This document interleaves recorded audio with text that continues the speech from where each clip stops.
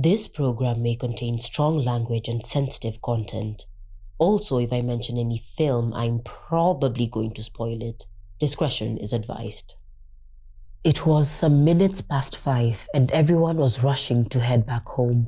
Through the crowded, noisy streets and traffic, Kofi managed to find his way to a minivan that was heading into his village. He found a spot on the roof as all the seats inside had been taken, and just before they could leave, another passenger came rushing after them, got on and sat next to Kofi. The vehicle then began its journey out of the busy town into the leafy village. The birds chirped as the sun's rays glimmered in the distance, boasting the beauty of the local lake. As the van wound up the tarmac, the passengers sat silently, each awaiting to get to their final destinations. Kofi watched the sunset as the melodies from the swift waves of the lake calmed him down. A thick mist suddenly started filling the area around. Curious chatter arose from the passengers, but the driver assured them that there was nothing to worry about. The worry, however, increased when the van began to slow down, eventually coming to a stop, and despite his efforts, the driver could not get the engine to start again. The driver hopped out and went to investigate the issue, and one by one, the passengers got out and tried to help. Things fell peculiarly silent after a while when Kofi and the other passenger decided to peek down and see what was happening. Hard drops hitting the ground could be heard as they both horrifically watched the driver and other passengers each collapse. The mist cleared up and the pair were left speechless, engulfed by the eerie silence as the bodies lay still. A somber mood filled the air and Kofi struggled to fight back tears as the melodies of the swift waves from the lake played on.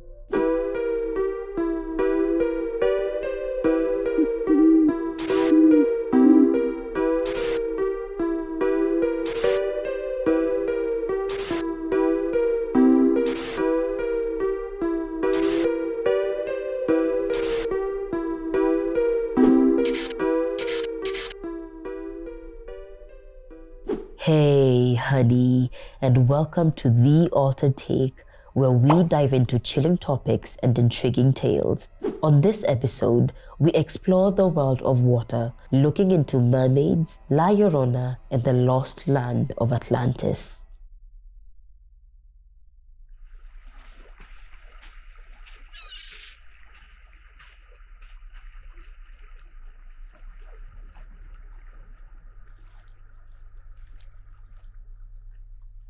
Among the greatest mysteries and wonders of our planet lies a gentle force that has many times proven its power. From the tallest trees to the highest mountain peak, this force can swallow up our planet in a split second if it decided to unleash all of its strength. Water. A simple sip to quench your thirst, to a place where many call home. Water is an integral part of our planet that helps sustain the cycle of life. With the beauty that the waves carry, beneath the surface and into the depths ring tales that tell of many mysteries.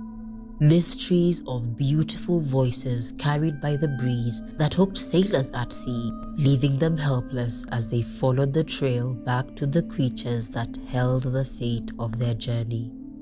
Mysteries of people who gathered by the waters, singing praises to the tides, exalting the great powers that reigned over the seas.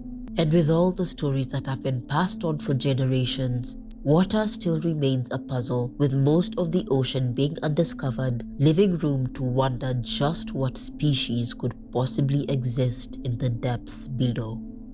In spite of the great unknown, the magnetic energy of water cannot be denied, with the oceans holding a beauty that makes you want to dive in again and again. And though the waters may sometimes lie still, in her deep gaze she invites you to explore the enticing myths she carries, sure to leave your thirst unquenched, swimming for more.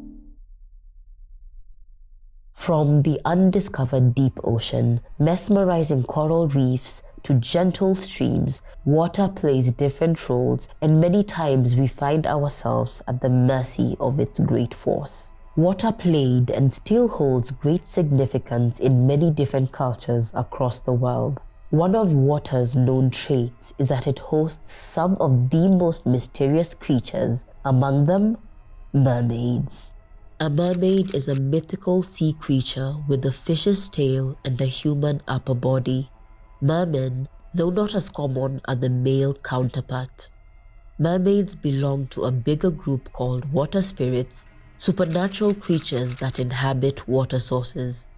Water spirits show up in different forms from different beliefs and are commonly known to either be half human and half fish, or have the ability to shapeshift into human form when they live the water while still possessing mythical powers. In Africa, communities settled near water bodies often had tales about these creatures. The most commonly known water spirit, a pantheon venerated in West, Central, and Southern Africa along with the Afro diaspora, is Mami Wata. Derived from Pidgin English, Mami Wata, which translates to Mother Water, often took a feminine form but would sometimes appear as male. Mami Wata spirits was said to have a female upper body and a fish or a serpent lower half. Others believed that the spirits presented themselves in complete human form, though they still possessed powers. Common depictions of Mami Wata show a woman with a snake around her neck, a symbol of divination. Mami Wata is also often depicted holding a mirror, a symbol of the past and future. She is said to pick her victims randomly as they swim or fish, then brings them deep into the waters where, once set free, the victims return home completely dry and with a nourished spiritual energy. They are said to attract more beauty and luck after encountering Mami Wata. In other stories, Mami Wata would leave behind her items near a water source, and when someone stole them, she would appear in their dreams demanding them back. For her male victims, she will demand sexual faithfulness in return for riches. If the items aren't returned, misfortune befalls the victim.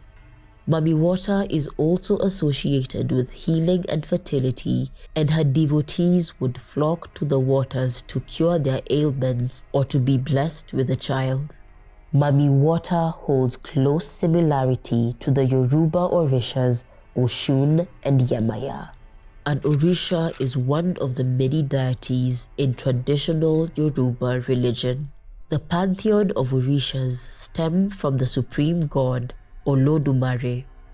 Oshun, symbolized by the color yellow, is the Orisha of the rivers and is associated with sensuality and fertility. Yemaya, another water goddess, is the Orisha of the seven seas and is the protector of women and children. Yemaya represents emotions, intuition, and maternal love. Another deity similar to Mami Wata is Lasihen, venerated in Haitian voodoo. She is the consort of Agwe, the lord of the water, and presents herself as a woman with a fish's tail. She holds a mirror in her hand that symbolizes the bridge between our world and the mythical world, thus making her the keeper of divine secrets. Often appearing to people in their dreams, she is said to take the dreamer underwater to her lair and tells them mystical and magical truths. The dreamers wake up in the normal world as usual, filled with new knowledge. Though different from the mythological siren, Lasihen is said to have the most beautiful voice of all the gods, earning her the title Queen of the Choir. Despite her beauty, if her devotees fail to worship her, she shows her other side and lures the victims to an early death. Water spirits either solely lived in the water or they had the ability to shapeshift into human form. Some were said to bring good luck, while others were said to be evil, with their main purpose being luring victims to their death. From Mami Wata, the sea nymphs of ancient Greece, and the Rusalka from Slavic mythology, These entities show up in multiple forms from different tales, but the most widely known water spirit is mermaids.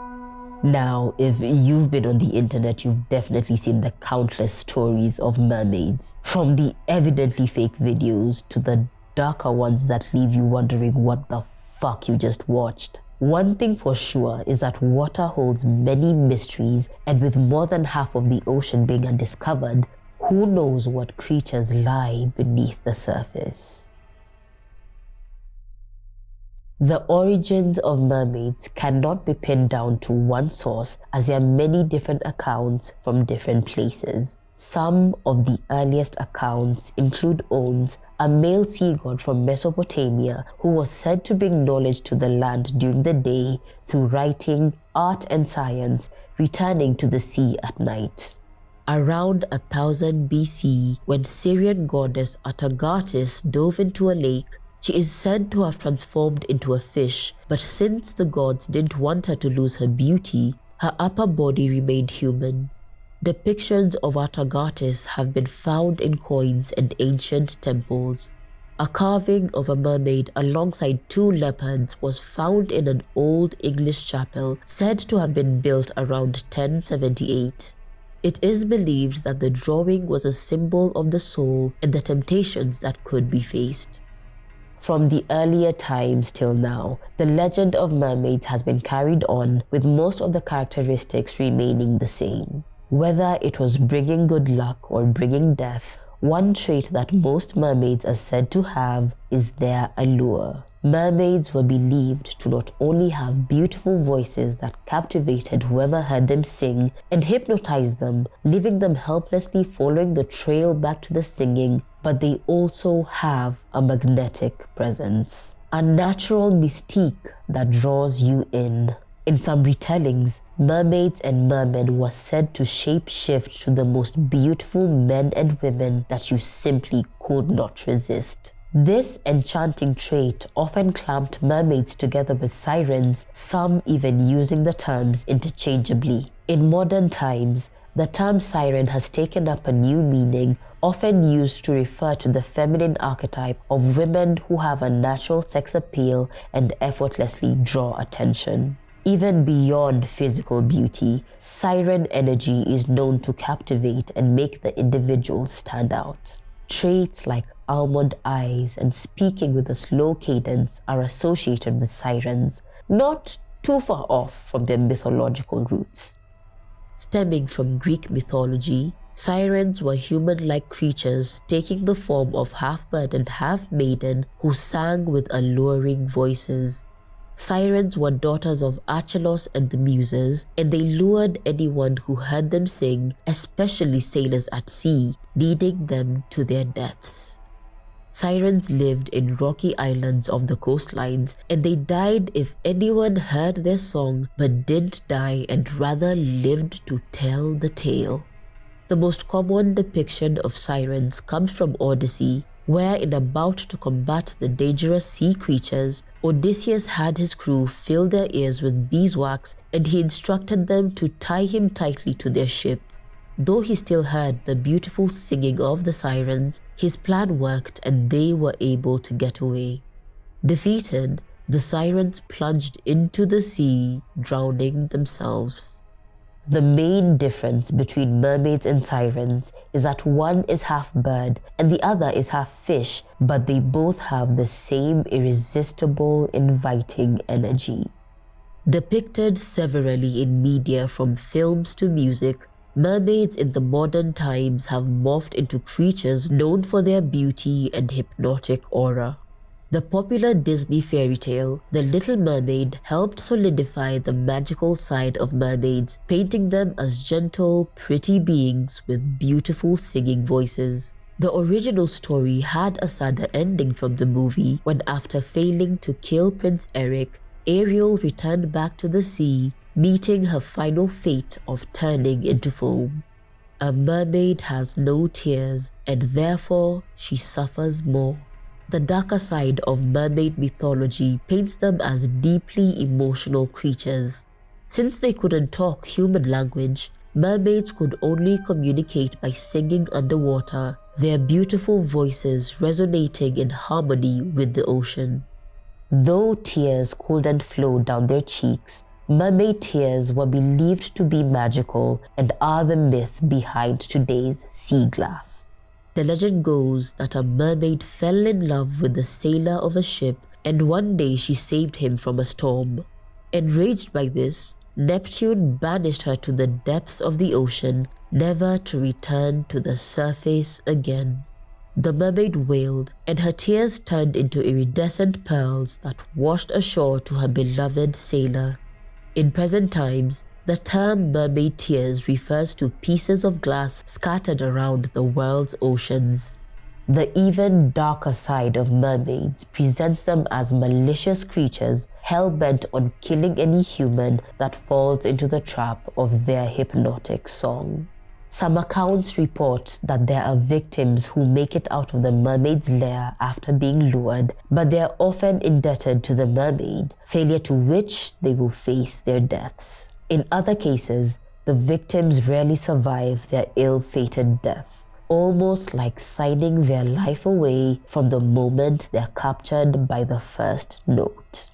Though media might have more gentler depictions of mermaids, many people who live near water bodies and believe in the water creatures describe them as ugly as opposed to beautiful, and their presence is evil and haunting as opposed to the ethereal enchanters mermaids are depicted as. Many have reported seeing apparitions of mermaids and other water spirits in their dreams. The dreamers are usually taken deep into the ocean to the mermaid's home, where gifts or information are bestowed on them. Upon waking up, the dreamer either encounters a positive shift in their energy, with their minds filled with new knowledge, or they wake up indebted to the marine creature, needing to fulfill a specific task, failure to which their dreams will be visited again and they'll be led to their death.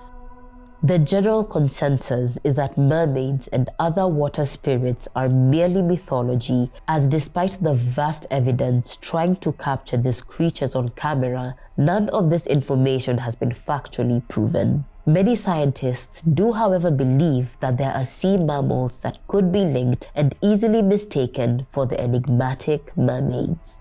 The Sirenians or sea cows, as they are commonly referred to, are an order of marine mammals that inhabit swamps, rivers, wetlands, and coastal waters. They get their name from the sirens of Greek mythology and are said to be one of the sources for the mermaid myth.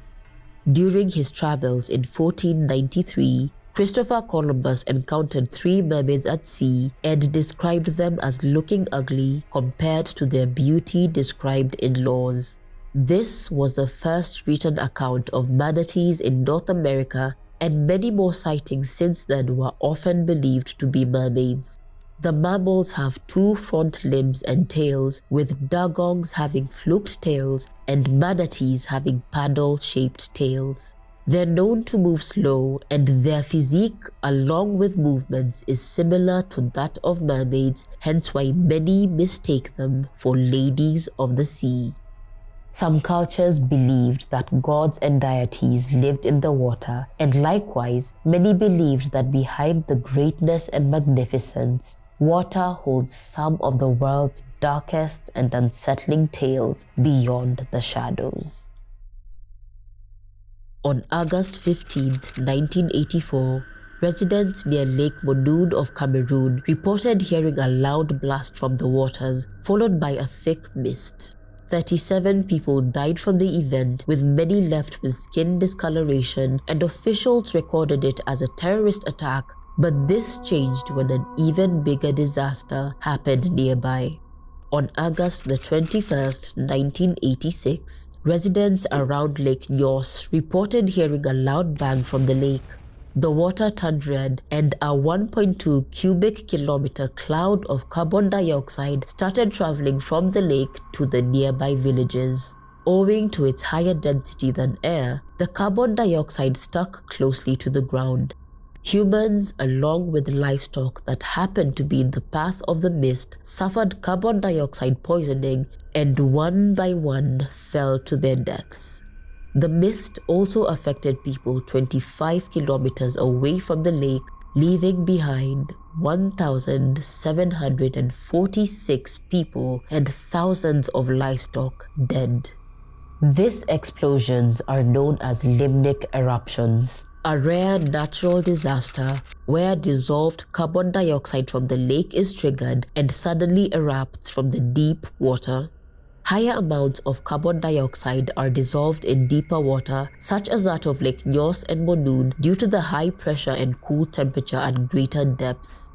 Trigger events like earthquakes pushes the saturated water to the surface, where the low pressure can't contain the carbon dioxide and the gas erupts, causing suction of the water at the bottom, which leads to a high amount of carbon dioxide escaping the lake, eventually leading to an explosion. Lake Kivu of the DRC and Rwanda has the same characteristics as Lake Nyos and Monoon, though it is bigger and holds more gas, standing at 65 cubic kilometers of methane and 256 cubic kilometers of carbon dioxide. Researchers have found that the lake erupts every 1,000 years, and though some measures have been put to try to reduce the gas levels, the fate of the 2 million people settled around the waters, now known as the world's most dangerous lake, lies on the ticking time of nature. In a split second, an even bigger disaster than that of Lake Nyos could wreak havoc. A section of the North Atlantic Ocean, bound between Miami, Puerto Rico, and Bermuda, lies dangerous waters believed to sink anything that crosses its path. The Bermuda Triangle, and the name the Devil's Triangle, following an urban legend that any ship or plane that passed near the area would go missing. While sailing the area, Christopher Columbus reported seeing a fire, which was probably a meteor that hit the water. Numerous ships and aircraft went mysteriously missing in the area, and in 1964, the term Bermuda Triangle was coined in a magazine article.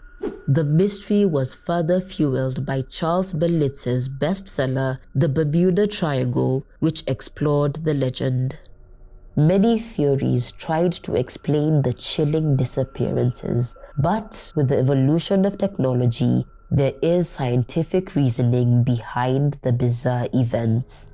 The Bermuda area faces harsh weather conditions, experiencing harsh unexpected storms and sea tornadoes. A recent theory suggests that methane could be spewing from the ocean floor, causing ships to sink or triggering plane engines to ignite, combusting the aircraft to disappearance. The area also experiences Atlantic hurricanes, and statistically it has the same number of crashes and disappearances as other similar-sized coastal areas, thus demystifying the supernatural theory. Accidents at sea are nothing new, but there's one harrowing event that still remains unsolved to date. On March 8, 2014, Malaysian Airlines flight MH370 took off from Kuala Lumpur, later on disappearing from air traffic radar while flying over the Indian Ocean. Alien abduction, satellite tampering, shifting to an alternate dimension, many theories have been proposed trying to explain the incident, which still stands as aviation's greatest mystery. New research, however, reveals a morbid unfolding of events. Pilot Zahari Ahmed Shah allegedly took a planned flight path to avoid leaving clues behind before plunging into the Indian Ocean. After takeoff, while on track to Beijing, the plane took an unexpected U-turn before losing contact. Shah must have studied the system and knew when the radar wouldn't be as active. In addition to this, it was rumored that he made a trip ending in a deserted island with a flight simulator a month before the tragedy. The many path and speed changes were highly detailed, pointing to a well-thought-out and executed plan by the pilot. Though the incident has never been solved, debris has been found in various places, with experts stating that parts of the plane fell off during a high-speed dive into the ocean. Following these details, the theory suggests that the pilot planned the mass murder as it was claimed that he was clinically depressed. He locked his co-pilot out, shut down all communication, and then disabled the aircraft, leaving it on autopilot until it ran out of fuel. His wife and family, however, disputed any claims of Shah being depressed, stating that he was a loving family man who loved his job. Another theory points to the co-pilot, Farik Abdul Hamid, who was also rumored to have been facing personal issues, overpowered the captain and disabled the aircraft, leading it to its unfortunate fate. This has, however, been challenged, as Farik was said to have loved his job and showed no signs of wanting to plot the chilling incident. There's many theories that try to reason out the incident, but what happened to flight MH370 remains inconclusive. Whether it was a planned mass murder, suicidal pilot, or aircraft accident mid-air, the 239 crew and passengers on board disappeared into thin air on that fateful day, never to be seen again. Among the many tales that water holds, there's a tale of a woman whose voice still lingers on today. Just like the old hag, her story was used to scare children so they wouldn't stay awake at night. The story goes that a woman married a rich man and they bore 2 children. The man later cheated on her and decided to leave her for someone else, and upon finding this out, the enraged and jealous woman drowned their children. She immediately regretted it and drowned herself too, but was not allowed into the afterlife. Her spirit was damned to stay on earth, and she roams the streets and waters, searching for her children. She is said to float around in a white dress with her gut-wrenching cries ringing through the night, thus giving her name La Llorona, the Whipping Woman. This is the popular version of the story, especially in Latin America, and there's similar retellings in other cultures. But the legend of La Llorona goes deeper, predating colonial times. The Aztec Empire was rich in culture, tradition, and beliefs. The Aztecs practiced polytheism with nearly 200 gods and goddesses, many whose archetypes remain present in their modern beliefs. In 1521, approximately a decade before the Spanish arrived, Emperor Moctezuma II was troubled by dreams that warned of the end of his reign. Word from the locals walking out at night got to him, with many claiming to have seen a woman who was crying and moaning. She is said to have come out of Lake Texcoco, and accounts from the natives stated that at night, the woman would cry out, my children, well, we have to go away." And other times, "My children, where will I take you?" foreshadowing the arrival of the Spaniards and the massacre that would follow. The woman was given the name Cihuacuatl, the Serpent Woman, or Tonantzin, our mother, whose depiction is still revered today. When the Spanish arrived, they came with Catholicism and wanted to convert the locals, not wanting to let go of their own traditions while still not getting into trouble with the colonizers. The indigenous people continued to worship Tonantzin under the guise of Mother Mary, adapting to her modern-day imagery that is still held dear. Some even say that many of the Marian apparitions, like that of La Virgen de Guadalupe, happened on sites that were previously places of worship for Aztec goddesses. After the conquest, stories of the apparition of La Llorona continued to spread. The legend evolved to the tale of an indigenous woman who married a Spaniard and they had children, but he later left her and married a Spanish woman, leading the mother to kill their children in revenge, which led her to eventually go crazy. Another common legend of La Llorona ties back to La Malinche, the traitor. Upon the arrival of the Spaniards, La Malinche became the lover of Hernan Cortés and they bore a child together. Cortés took the child from her when he went back to Spain, and because she did nothing to prevent him, she was labeled a traitor. She was criticized for not defending her son, and thus the association with La Llorona was coined, as she was said to weep at night, hurt by the abandonment of Cortés and separation from her son. For Mexicans, La Llorona and La Malinche became the symbols for being a bad woman and a failed mother. The Catholic Church further fueled this with the belief that if a woman indulges in forbidden love or doesn't fulfill the traditional duties of a mother, they will be condemned to suffering and will soullessly wander the underworld. La Llorona evolved from the woman who emerged from the lake, warning her people of the incoming misfortune, the bad mother who betrayed her son and her people, to the modern-day ghostly woman dressed in white who roams around lamenting her children. Enchanting mermaids, gods who reigned over the waters, a mother crying out for her children, to strange disappearances into the depths. Let's dive deeper, traveling to the land of an advanced civilization who angered the gods and were wiped out of existence. Disney's 2001 Atlantis: The Lost Empire follows Milo, a linguist who joins a group of explorers to find the lost continent of Atlantis. Milo's grandfather's friend gives him the Shepherd's Journal, which had the directions to Atlantis, a submarine, and a 5-star crew. They travel across the Atlantic Ocean, fight off Leviathan the large lobster, and finally get to Atlantis, where the lust for discovery of the magical land ensued. The story of Atlantis traces back to Greek philosopher Plato. In his works Timaeus and Critias, Plato wrote of a tale told to him by his grandfather.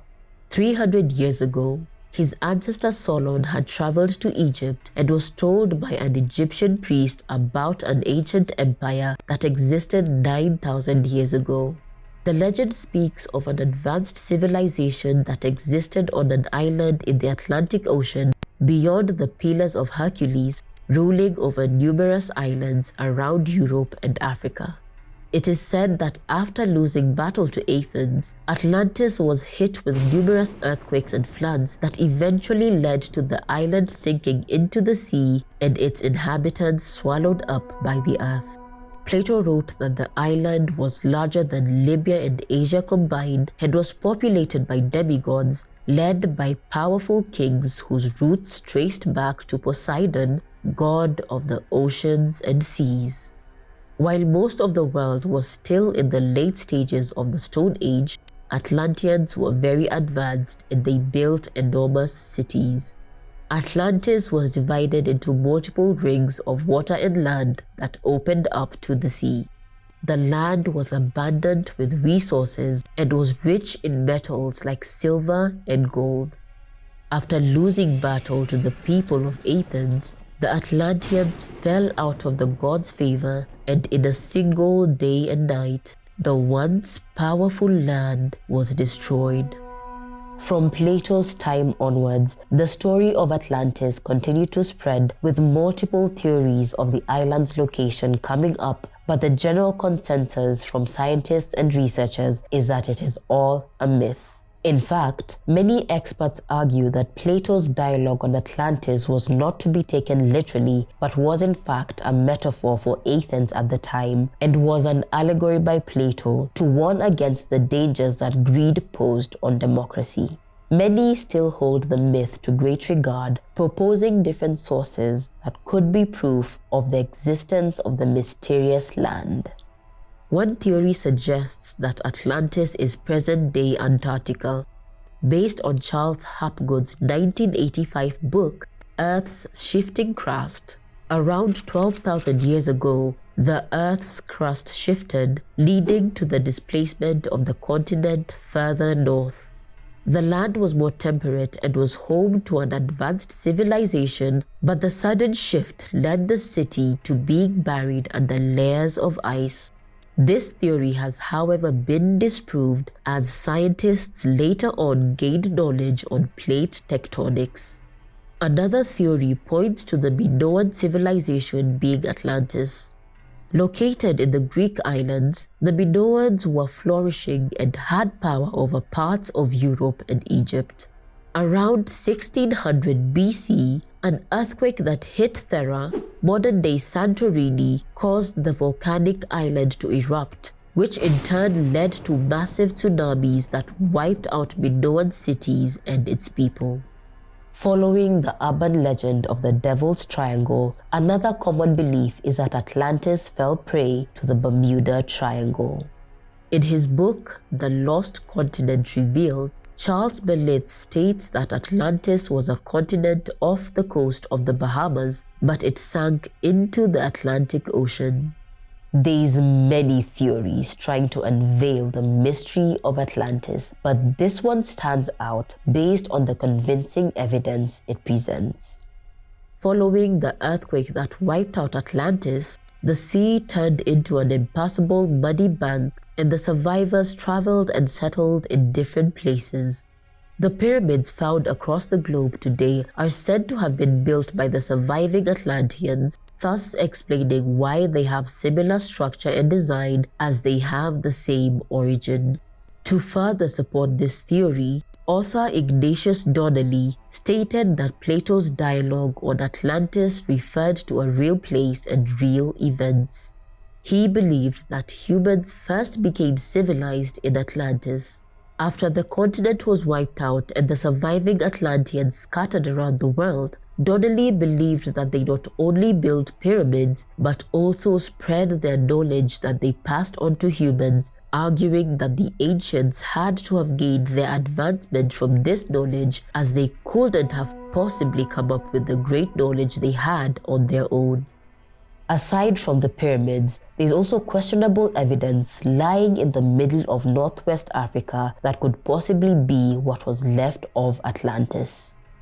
Lying in the Adra Plateau of the Sahara in Mauritania is a circular geological structure known as the Richard structure or the Eye of Africa. The structure formed when a volcanic dome hardened and gradually eroded, exposing the onion-like layers of rock. The structure has concentric circles with intervals of salt sediment, evidence of possibly dried up water, leading enthusiasts to believe that it could be the location of Atlantis, as Plato described the continent as having rings of land and water. The structure also opens up to the sea, just like Atlantis, further fueling this theory. The Richard structure was first believed to have been the result of a meteor, but studies have shown evidence of erosion through the years. It remains a sight to see and could possibly be the answer that solves the myth of the lost continent. From advanced civilizations that could be the source of humanity to the many creatures reported to live below the currents, water remains a host for many tales, many of which remain unsolved, just like the boundless ocean. The question still remains, is there any truth to the existence of these energies in water, or are they merely stories made up trying to explain the great unknown? And that does it for this episode. Be sure to tune into the next one as we look at more mysteries, diving into the world of magic, New Age, and the Age of Aquarius. Bye, honey. The Irish Banshee is a female spirit in Irish folklore who was said to foretell the death of family members through wailing. If you heard her cry, it was a sign that someone in your family was going to die soon. This is very similar to the belief that if you see an owl then hear it crying, someone in your family is gonna die. There's a type of water bath where the mother is accompanied through the process by dolphins. There's a belief that dolphins are the aquatic midwives and they help mothers have a peaceful delivery. There's still no proof whether or not this is real, but there's a growing number of women that choose to give birth with dolphins by their side. Lake Lanier was once a flourishing town before the residents were forced out of the area to form the lake. Legend has it that the waters are haunted, and many have given accounts of seeing ghosts, and the high number of deaths in the lake feed into the legend. So despite that, the lake still gets millions of visitors every year, and the legend of the haunted waters could be the main attraction.